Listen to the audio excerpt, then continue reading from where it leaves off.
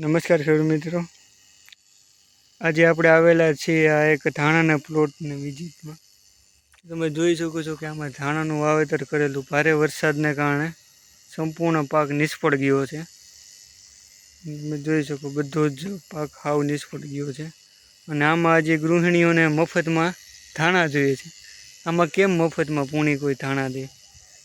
જો આમાં ખેડૂતને કેટલી નુકસાની ગઈ અને સમયને બરબાદ થયો એ અલગથી. અને આમાં હવે કંઈ વાવેતર પણ નહીં થાય, 2 મહિના આમને આમ પડું ખાલી રહેશે. તો આ નુકસાની ખેડૂત કઈ રીતના ઊભી કરી શકે?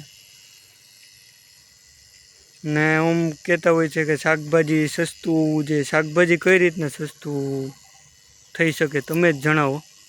કે જો શાકભાજીમાં કેટલી ફેક્ટર ઇફેક્ટ કરે, કે જો વાતાવરણ અનુકૂળ ન આવે, ક્યારેક સરકાર અનુકૂળ નથી આવતી, ક્યારેક બીજા કંઈક પરિબળો આવે કે ભાઈ વ્યવસ્થિત ભાવ ન હોય. ઘણા એવા પરિબળો ભાગ ભજવતા હોય કે જેને કારણે શાકભાજીના ભાવ ખેડૂતોને મળી નથી શકતા. તો આમાં તમે જોઈ શકો કે આમાં શું કરવું હોય ખેડૂતોને. તમે કોમેન્ટ કરો, કંઈક નવા અભિપ્રાયો જણાવો કે જેથી ખેડૂત એકબીજા ખેડૂતોને પોતાનો અનુભવ શેર કરો. જય હિન્દ, જય ભારત, જય કિસાન.